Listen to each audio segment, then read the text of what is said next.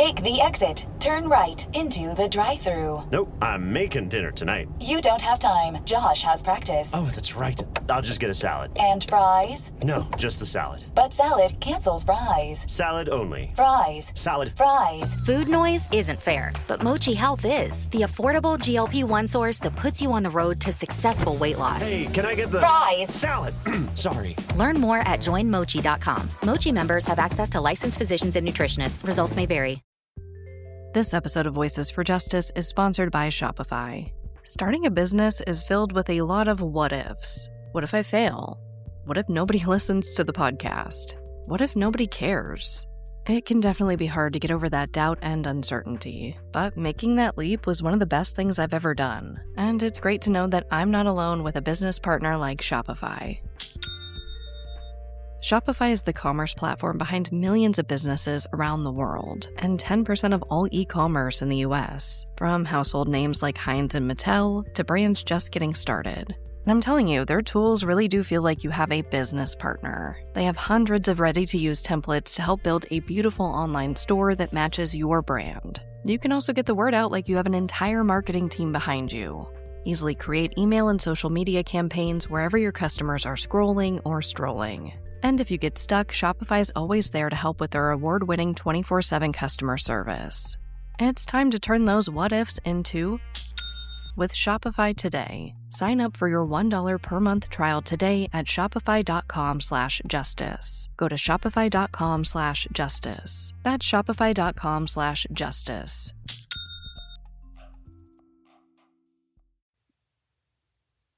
Voices for Justice is a podcast that uses adult language and discusses sensitive and potentially triggering topics, including violence, abuse, and murder. This podcast may not be appropriate for younger audiences. All parties are innocent until proven guilty in a court of law. Some names have been changed or omitted per their request or for safety purposes. Listener discretion is advised. My name is Sarah Turney, and this is Voices for Justice.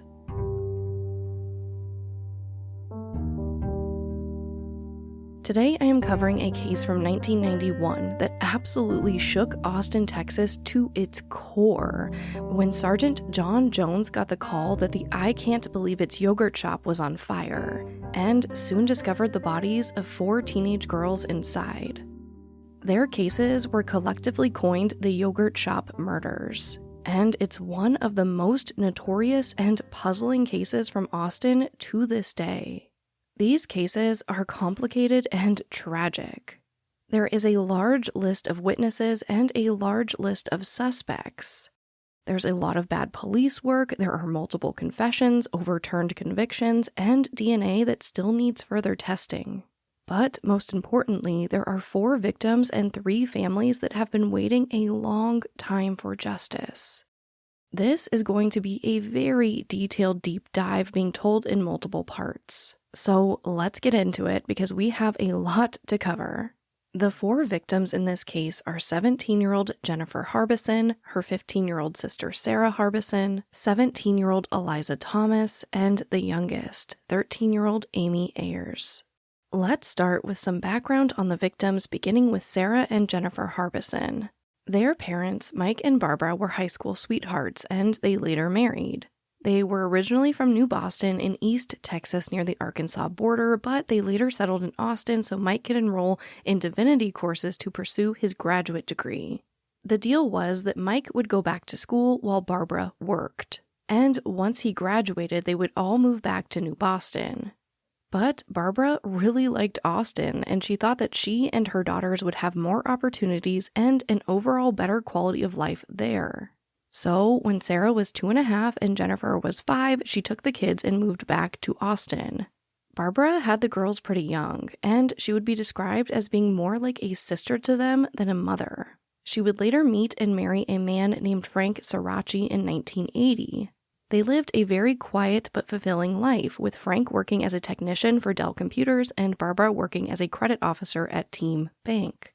For most of their lives, Sarah and Jennifer attended a Catholic private school, but they asked to go to a public school for their high school years. In 1990, the family would move from a less desirable neighborhood in Austin to what they considered to be a better, safer neighborhood in the northwestern area of the city. And this was just a few miles from Lanier High School where the girls would go to school. Jennifer Harbison began her senior year at Lanier just months before her death and was very popular, social, and outgoing. She actually was a very tiny girl, standing at just 5 feet tall and weighing only 86 pounds. She was also very active, with her mother saying that Jennifer just hated sitting still. She was a relay runner on the varsity track team, and she was the district vice president of the Future Farmers of America and president of her school's FFA chapter. And a part of being in that program was that you actually had to raise animals, so her and her sister Sarah, who was also a part of the program, were actually raising sheep to show at the annual Austin Livestock Show and Rodeo the following spring. Here are Sarah and Jennifer's parents talking a bit more about their girls. Jennifer and Sarah shared a passion, FFA, raising sheep. And the funny thing is, they really just love those animals in the first and second place because they just love them. They We got just pictures of them just kissing them on the face and nose to nose with these lambs. they're so funny. Gosh, they're funny. Frank and Barbara erected a shrine in their home to honor the girls. The table is littered with pictures and memories. They still do not believe their girls are gone. They know someday the killers will be caught. Do they have any qualms about the death penalty? Not at all. Not at all. As long as it's slow and painful, and they're scared and they suffer. Yeah, because he scared my baby girls. Those people scared my baby girls. And my baby girls would not have hurt anyone, ever. I think God would give us this one. I think he would give us this one. Sarah Harbison was only a few months into her sophomore year at Lanier High School. But it seems that, like her big sister Jennifer, Sarah also enjoyed staying busy. Because in addition to her being in the FFA, she also played volleyball and basketball. Here are Sarah's parents describing a bit more about her specifically. When she played with St. Louis, her claim to fame was not her scoring, but that she fouled out every game. She was a cheerleader in the 8th grade, so she would go to a ball game and the girls would play, and then she'd run back into the locker rooms and change into a cheerleading outfit and come out and cheer for the boys' game. Which was okay, unless it was tournament time. And then she would play, cheer, play, cheer. Sarah also had a new boyfriend of just about 3 weeks who had given her his senior ring. It was gold with his initials on one side, a tractor on the other, and a green stone in the middle. Sarah would wear this ring on the night of her death, putting it next to her Mickey Mouse watch on a pile of clothing found near her body. But she would never take off her gold cross necklace.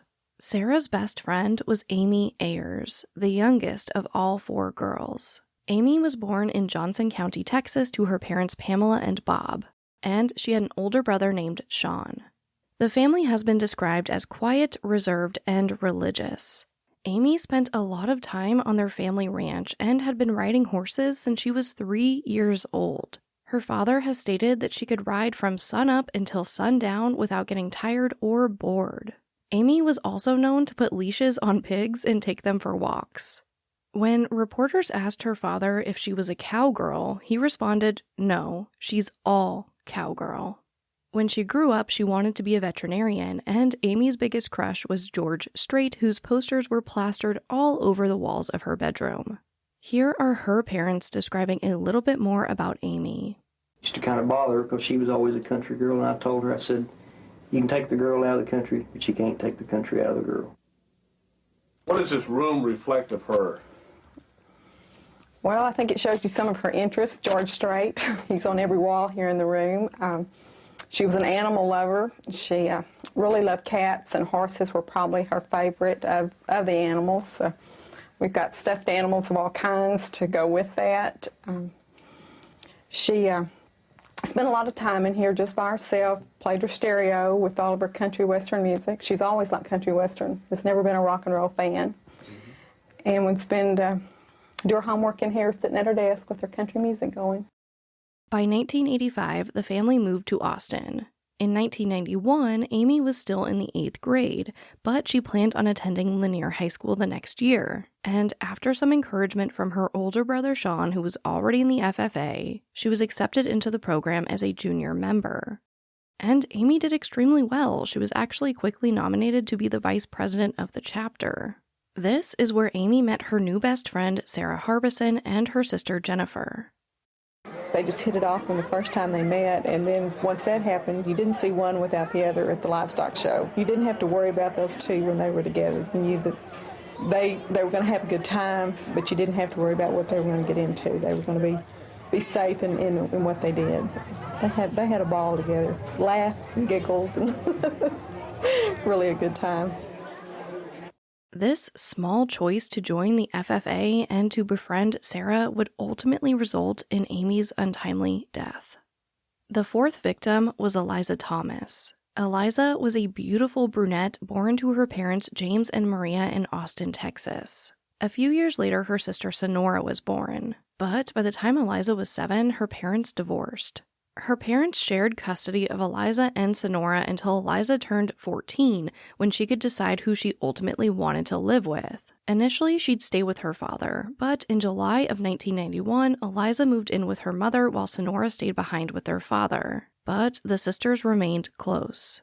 Eliza's future looked incredibly bright. She was an avid reader with a talent for language, and her parents fully believed that she would have grown up to be a poet or a writer of some kind.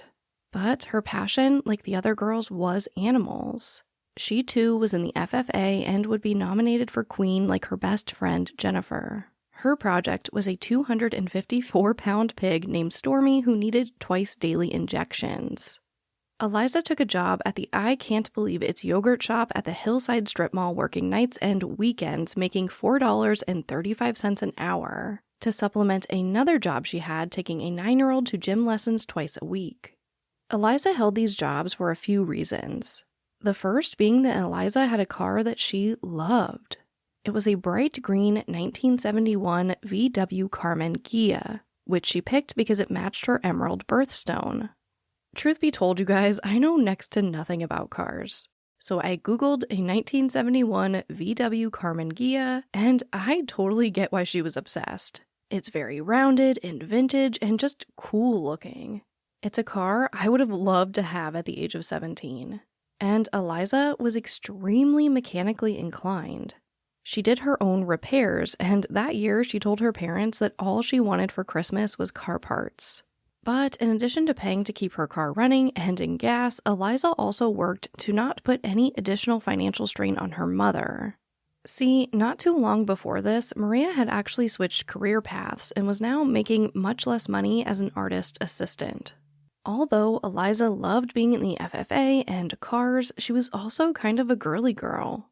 In an interview not long after her death, cameras followed her mother Maria into Eliza's untouched bedroom. And they showed her shelves filled with knickknacks and lipsticks, and Maria would describe how Eliza washed her face 3 times a day. She loved artwork. Her mother Maria and sister Sonora have left Eliza's room much the same way Eliza left it. She loved tiny little knickknacks, and as you can see, there's lipsticks there, and she's got tons and tons more. She used to love, she had the most beautiful mouth, you know, so she would always, I would buy her lots of lipsticks, and she would buy lots of lipstick. Eliza was fanatic about her complexion. She would wash her face 2 or 3 times a day. She always put her hair way up, you know, and then she'd have clips and then wash her face real good at night, and I can just still see her doing it. I've seen that Eliza wanted to be a veterinarian and that she wanted to be a model. Honestly, she probably could have done both. She was beautiful, bright, and determined. Eliza Thomas could have been whatever she wanted had her life not been cut so short. This episode of Voices for Justice is brought to you by Quince. I've been trying to be more intentional about what I wear each day. I'm leaning into pieces that feel effortless, comfortable, and still put together, and Quince has been my go-to. The fabrics feel elevated, the fits are flattering, and everything just works without overthinking it. They use premium materials like 100% European linen, organic cotton, and ultra-soft denim. And the best part? Everything is priced 50 to 80% less than similar brands. They work directly with ethical factories and cut out the middlemen, so you're paying for quality and craftsmanship, not brand markup. I recently just ordered their tiered linen dress, of course in black. I wanted to pair it with one of my favorite pairs of brown wedges. The problem was, I didn't have a brown purse. So I got that from Quince too. It's one of my favorite outfits. It's easy, effortless, and feels amazing, especially as we're getting a little bit warmer here in Phoenix. Refresh your everyday with luxury you'll actually use. Head to quince.com/justice for free shipping on your order and 365-day returns. Now available in Canada too. That's QUINCE.com/justice for free shipping and 365-day returns. Quince.com/justice. This episode of Voices for Justice is sponsored by Chewy.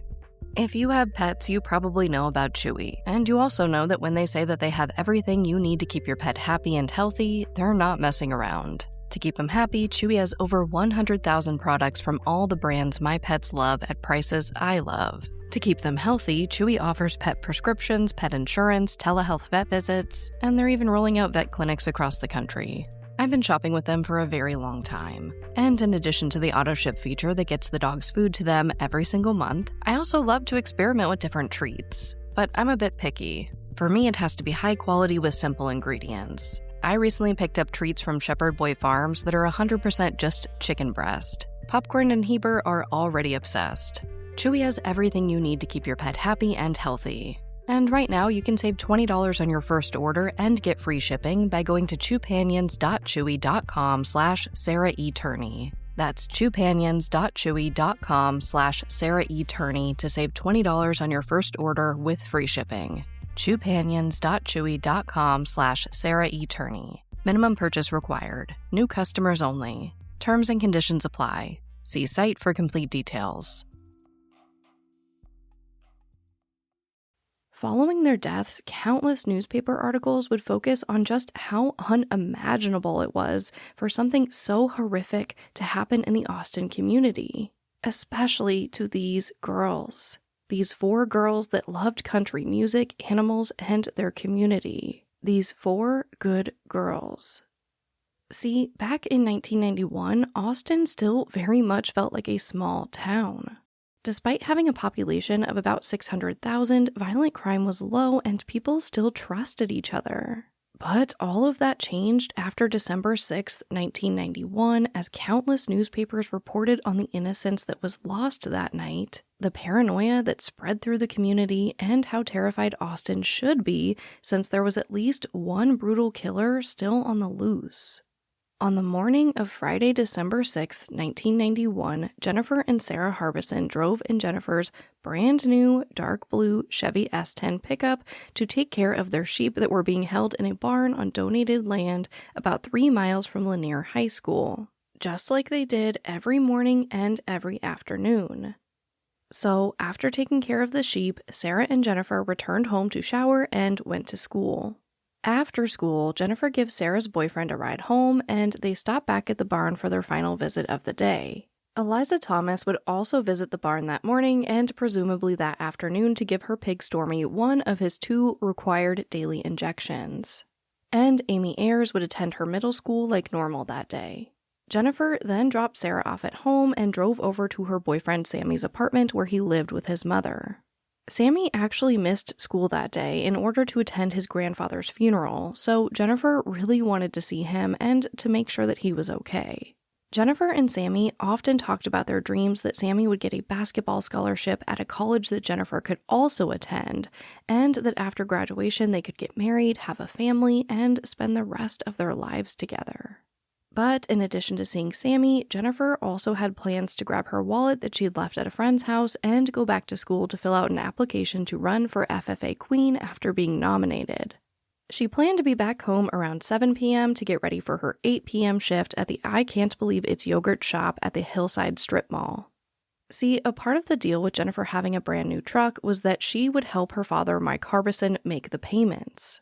She also had to agree to take her little sister Sarah wherever she wanted to go, and her friend Eliza Thomas, who had been working at the I Can't Believe It's yogurt shop for months, told her to come work with her. After all, it was pretty easy and fun, and they would get to hang out even more than they already did. It seemed like a no-brainer, so Jennifer began working weekends at the shop.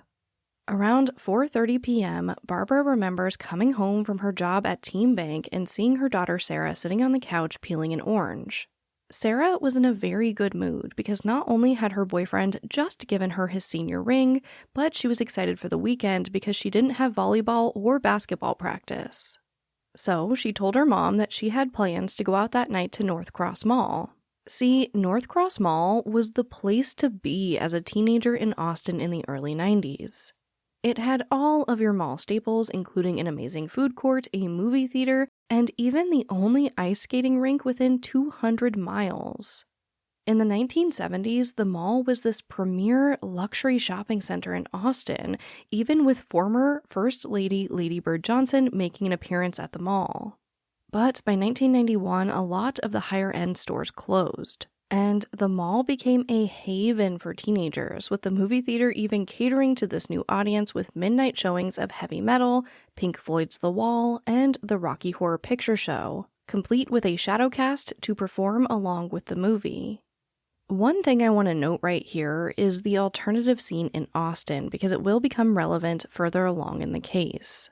See, around this time, there was kind of an explosion in goth culture. And Austin police would commonly call any person that fit this goth description a pib, or person in black.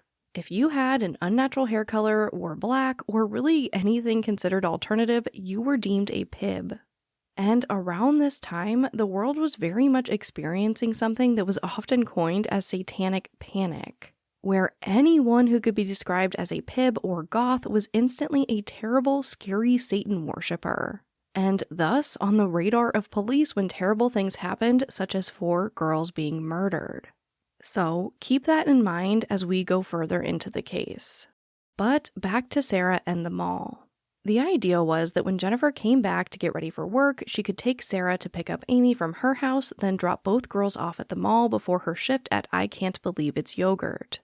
This would actually be the first time that either Sarah or Amy would go to the mall without being accompanied by their parents. But figuring they'd only be there for about 2 hours, Barbara didn't see any harm in letting the girls go.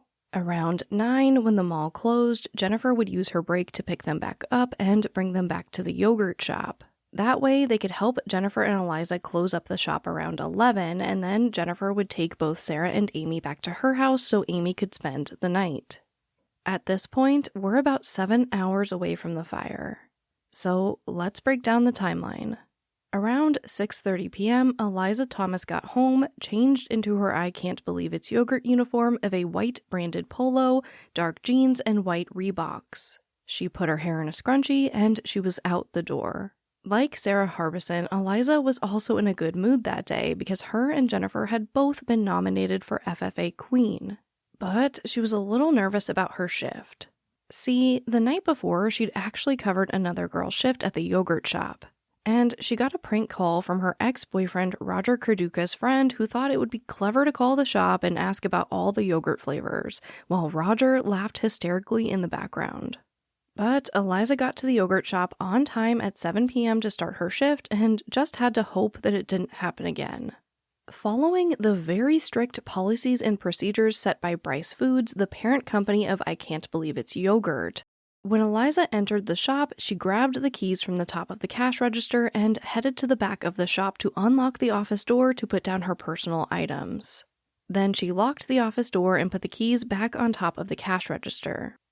Soon after, the girl Eliza was working with finished her shift and left Eliza alone to run the store by herself until Jennifer got there at 8. As Eliza is starting her shift around 7, this is when Jennifer gets home and learns about this plan that Sarah and her mother put together for Jennifer to get her sister and Amy to and from the mall. So Jennifer agrees, not really having any other choice since she made that agreement with her father, and she quickly changes into her uniform of dark jeans, a white I Can't Believe It's Yogurt polo, and her chosen athletic shoes, black high-top Reeboks. She also had on her black Timex watch that she always wore to make sure that she stayed on schedule. And Sarah wears a black denim jacket with a lightning bolt on the front. So Jennifer and Sarah go grab Amy, who is wearing her brother's leather bomber jacket, turquoise jeans, string friendship bracelets that never left her wrist, and a belt with a heart-shaped buckle on it.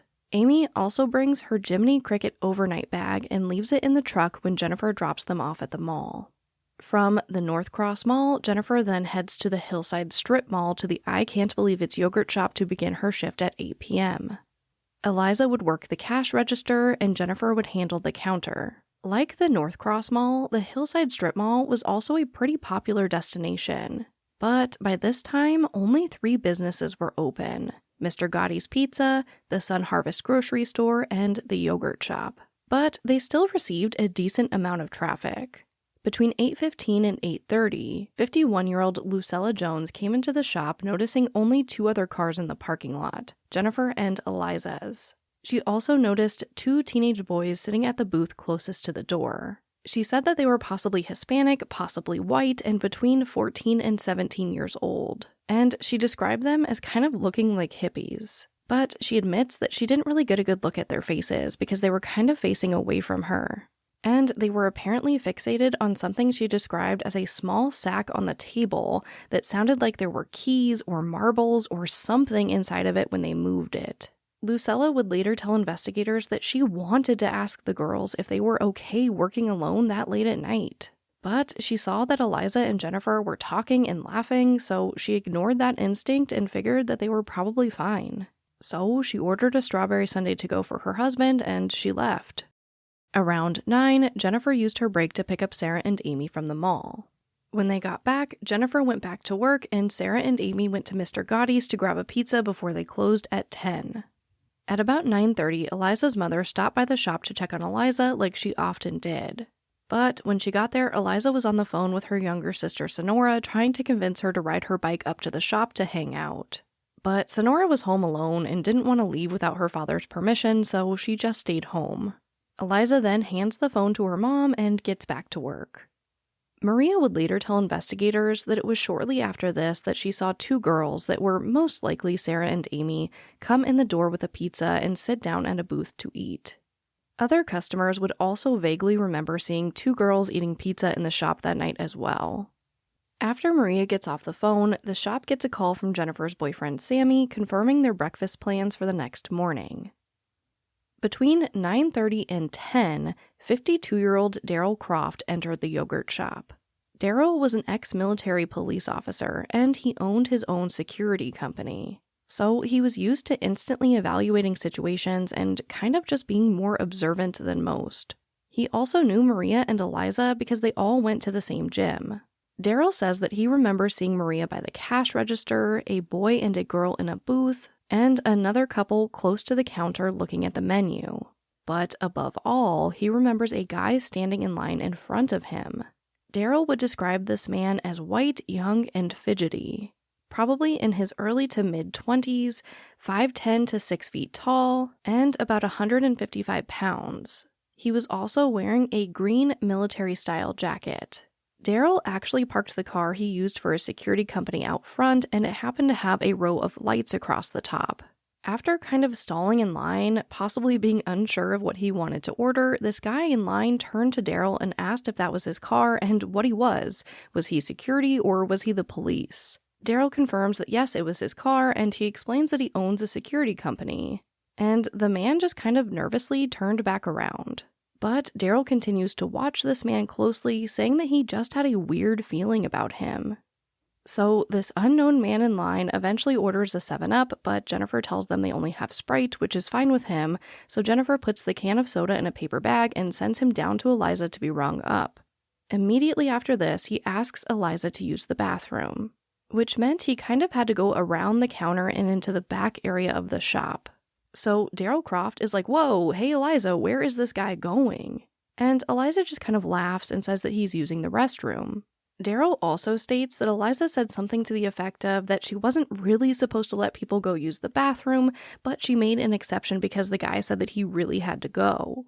However, it's important to note that the restrooms in the I Can't Believe It's yogurt shop, both male and female, which were required by city regulations at the time, were actually open to the public. Daryl did try to stick around after paying for his yogurt to get another glimpse of this guy, but he could only stall for so long and finally said his goodbyes to Eliza and Maria and headed towards the door.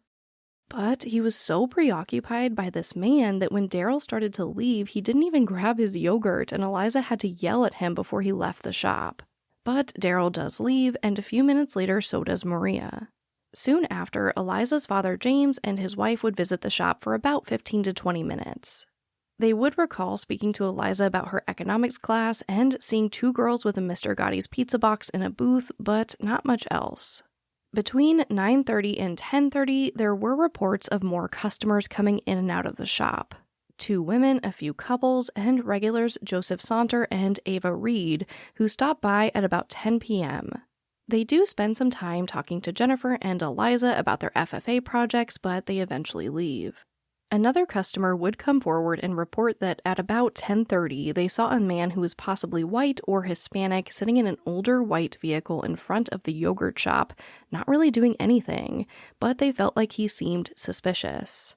And another couple at the yogurt shop that night would state that they saw a suspicious-looking van in the parking lot between 10:30 and 11. Now, it's important to note that next to the yogurt shop was a party store. And this store not only shared this attic crawl space area with the yogurt shop, but the office of the party store also shared a wall with the yogurt shop.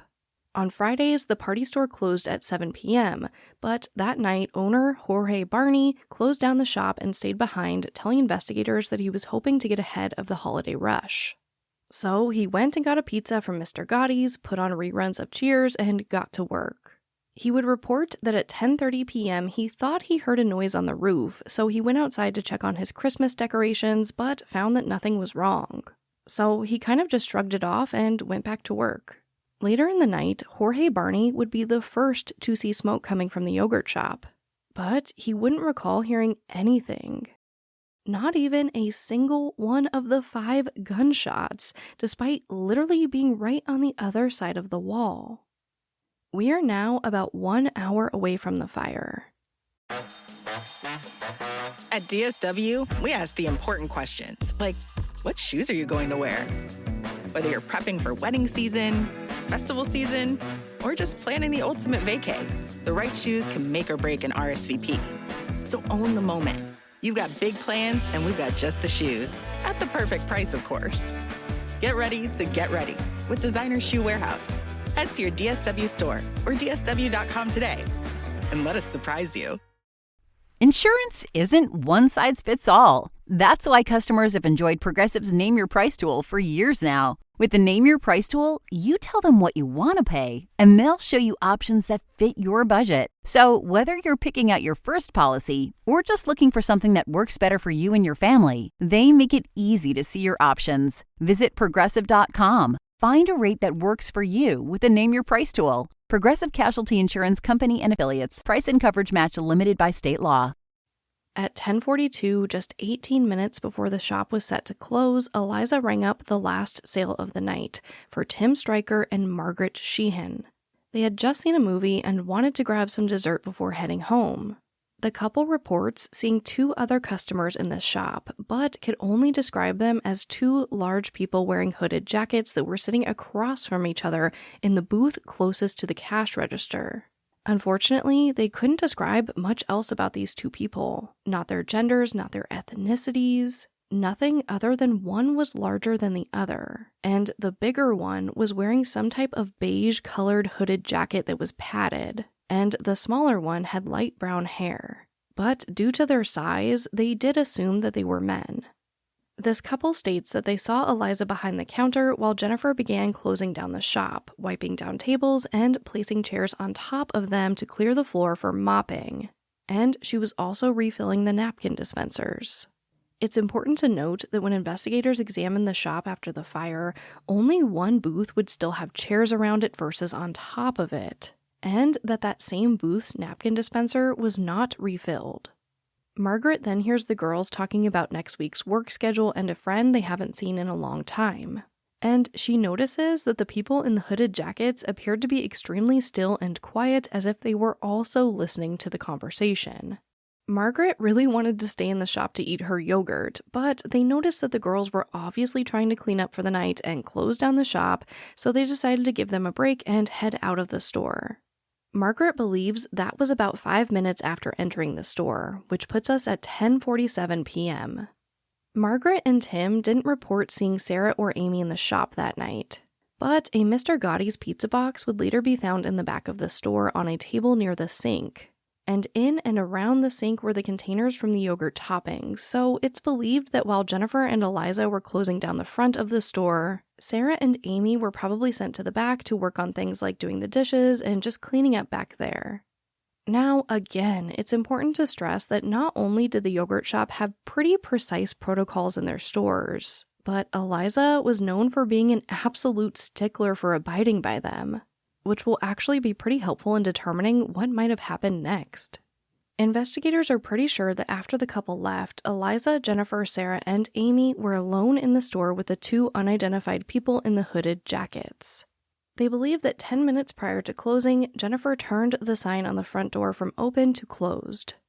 She then most likely took their single key to lock the door from the inside to ensure that no other customers entered the store while they finished their closing duties, but also allowing for the last two customers to leave if they wanted to. Each night, the employees of the yogurt shop did this with this key, and each night they would then take the key, lock the store from the outside, and put the key in an envelope and slide it back under the door for the manager the next morning. But the key would still be in the lock on the inside of the door when firefighters later came to put out the fire. After locking the door from the inside, Jennifer then pulled a silver stool over to the yogurt dispensers. That way she could take the tops off for draining and cleaning, which was the next step in the closing process. Investigators and the manager of the shop, familiar with their closing procedures and Eliza and Jennifer's work, believe that Jennifer was close to or behind the cash register with her back to the front door, while Eliza was wiping down the counters when something happened. Something that interrupted the closing procedure. Because at this point, Eliza would abandon the rag on the counter and never go back to pick it up. Just after 11, a teenager going to participate in the midnight showing of the Rocky Horror Picture Show would report seeing that the yogurt shop lights were still on. At 11:03 p.m., a no sale would be rung up on the cash register, which means that the cash drawer would open despite there not being an actual transaction. They would later confirm that over $500 was missing from the drawer. At 11:48 p.m., Troy Gay made the first report when he saw fire coming from the Hillside Strip Mall while out patrolling for drunk drivers.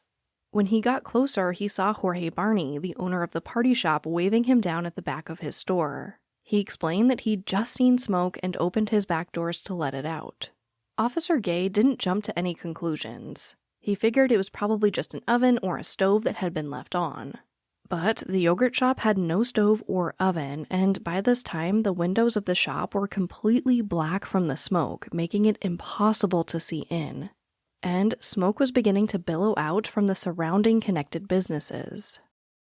Station 8 of the Austin Fire Department sent out 5 units: an aerial ladder company, an ambulance, an engine company carrying hoses and water, a battalion chief's car, and a victims rescue team. Specialists from the rescue team, Renee Hector Garza and David DeVoe, went in first to try to find the source of the fire. They opened the locked front door with a crowbar, but smoke was just billowing out from the ceiling and still filling the shop. So they got on their hands and knees in hopes of increasing visibility and avoiding as much smoke as possible. Eventually, they got to the back room and stood up. They were able to find the areas on fire and extinguish the flames. They also determined that the hottest area was in the storage room halfway up the south wall. Putting out these fires created a ton of steam in addition to the pre-existing smoke, so visibility was still extremely limited. Of course, the men were in full fire gear, masks included, so they were used to communicating using hand gestures.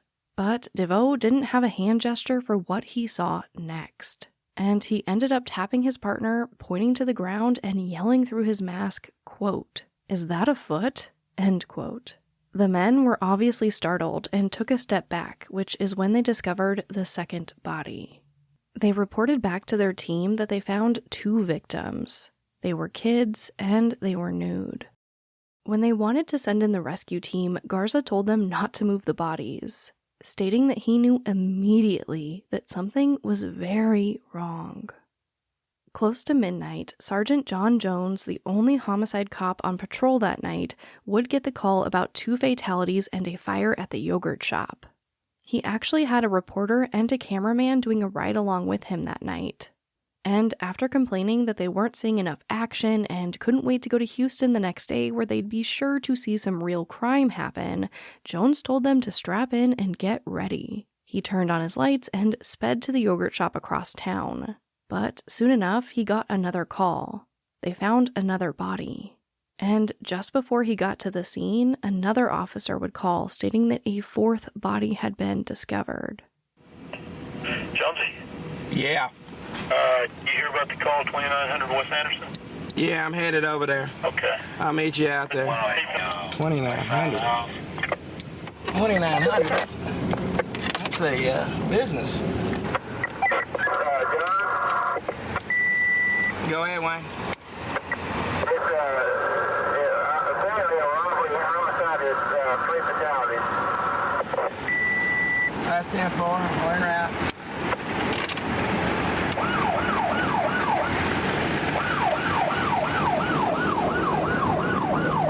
Triple fatality. A murder. Oh, great. No, that's a shopping center.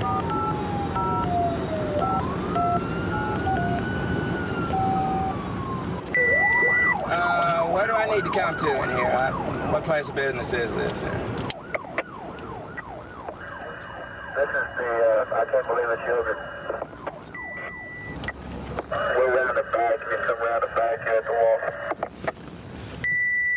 I'll try. Can I get around from the south side? There's a fire hose stretched across Anderson Lane. The official report would state that the fire started at approximately 11:42 p.m., 39 minutes after the no sale was rung up on the register by Eliza. The back door was found to be unlocked, and the keys that Eliza used to enter the back room before starting her shift were still on top of the cash register. It is believed that whoever killed these girls entered the store from the unlocked back door or were already inside the shop.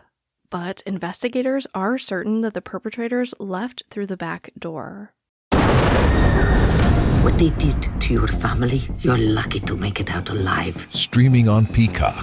These men are going to come after me. Taking them out is my only chance. Put a bullet in her head. From the co-creator of Ozark.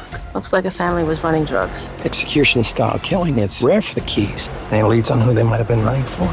The cartel killed my family. I'm gonna kill them. All of them. MIA. Streaming now. Only on Peacock.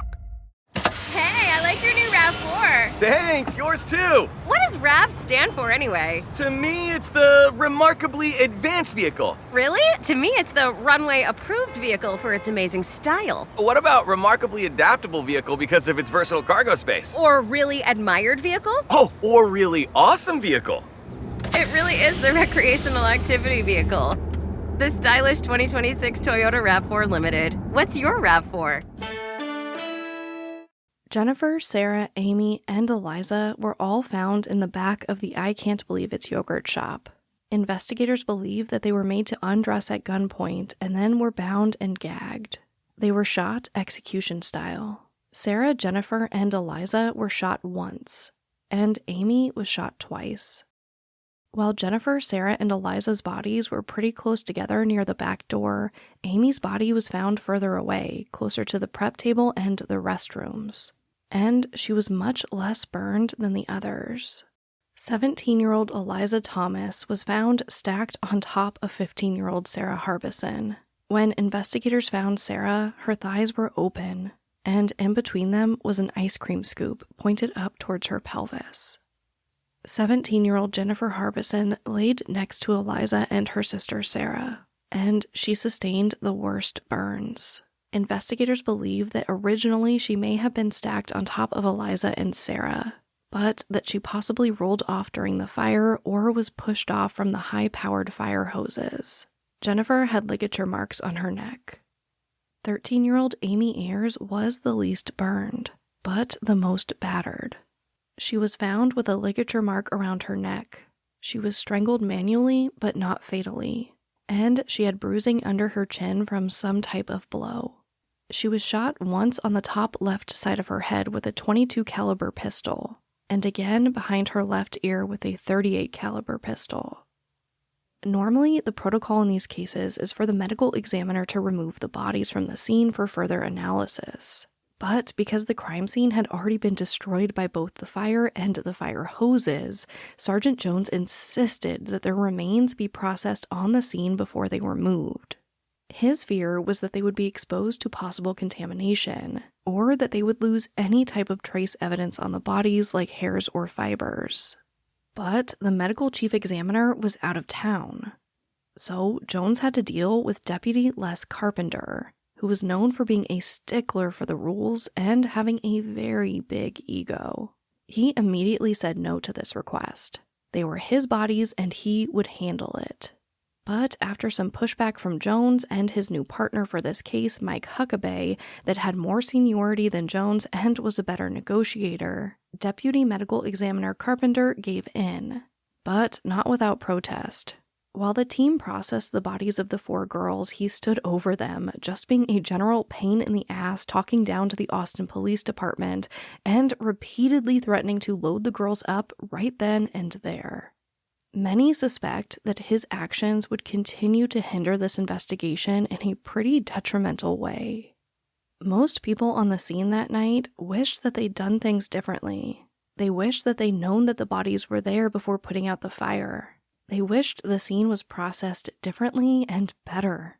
They'd insist on people wearing booties and keeping a strict log of who was coming and going. But they didn't.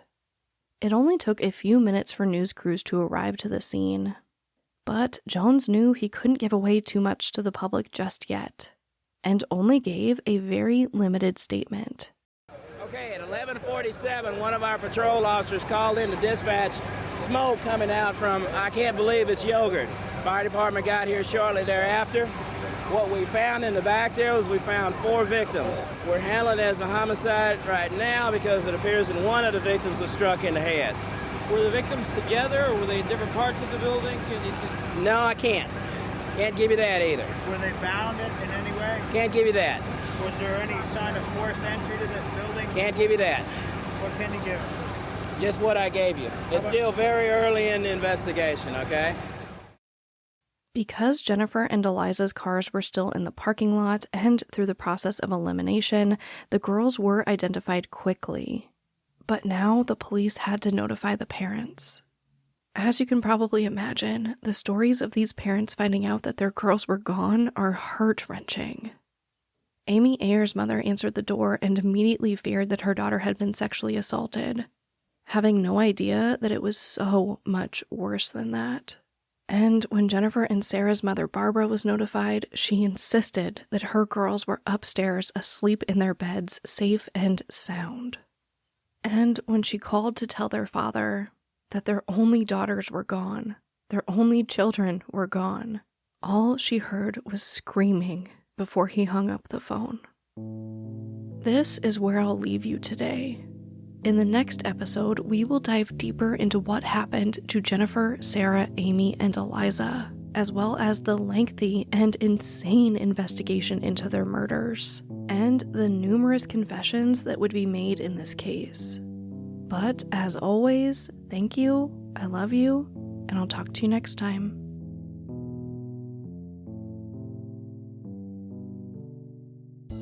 Voices for Justice is hosted and produced by me, Sarah Turney. For more information about the podcast, to suggest a case, to see resources used for this episode, and to find out more about how to help the cases I discuss, visit voicesforjusticepodcast.com. And if you enjoyed this episode, please take a moment to rate and review the show in your podcast player. It really does help more people find the podcast and these cases in need of justice.